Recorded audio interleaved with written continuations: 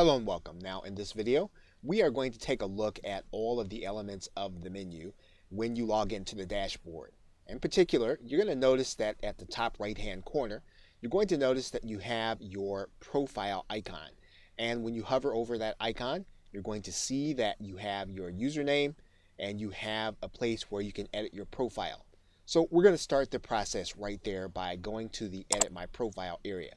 Now, one of the things that you're going to see right away is that you're going to have the ability to disable the visual editor, and that means the WYSIWYG or the what you see is what you get editor. You typically are going to want to keep that there unless you know HTML very well. You can actually change the look of the color scheme of the inside of your WordPress site, and you can do that by clicking any one of these buttons. And this is really just more of a preference, and you'll see the colors are changing on the side there. You can also enable keyboard shortcuts, and once again, this is something that's optional. You don't have to do it, and all it does is it helps you to be more efficient when you're working with WordPress. Now, the toolbar is what you'll see here at the top, so you can actually have it so that your toolbar doesn't show up when you enter the site, and you can actually click that or leave it checked. Now in the name area, you'll notice that your username can't be changed, but you can add a first name and a last name for your login and for your site. Your nickname is required, and then you can decide on how your nickname is going to be displayed publicly. And if you want to change how it's going to be displayed publicly, what you can do is you can click this drop down menu and you're going to see some names there.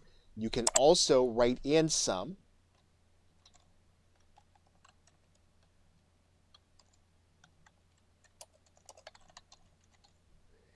And you can actually, when you save it, you're going to have that as an option available to you here. So what we're going to do is we're going to stop this and we're going to save, update our profile. Then we're going to come back to this area where it says display the name publicly. And you're going to notice that we can actually have that as our display name, the one that we put there as a nickname.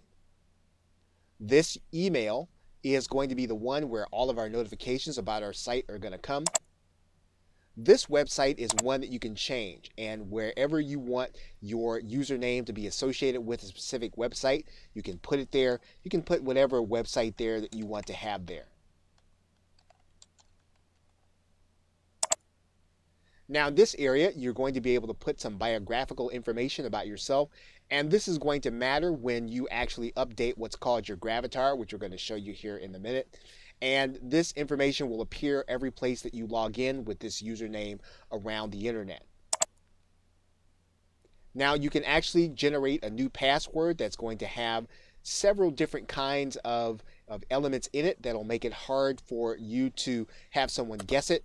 But in most cases, you're going to want to leave it to something that you can get into readily. Okay, so once you've updated all that information, you're going to want to click Update Profile. And then your profile will then be ready for you to use however you'd like to have it as you use your WordPress website. Okay, so with that, thanks, and I'll see you in another video.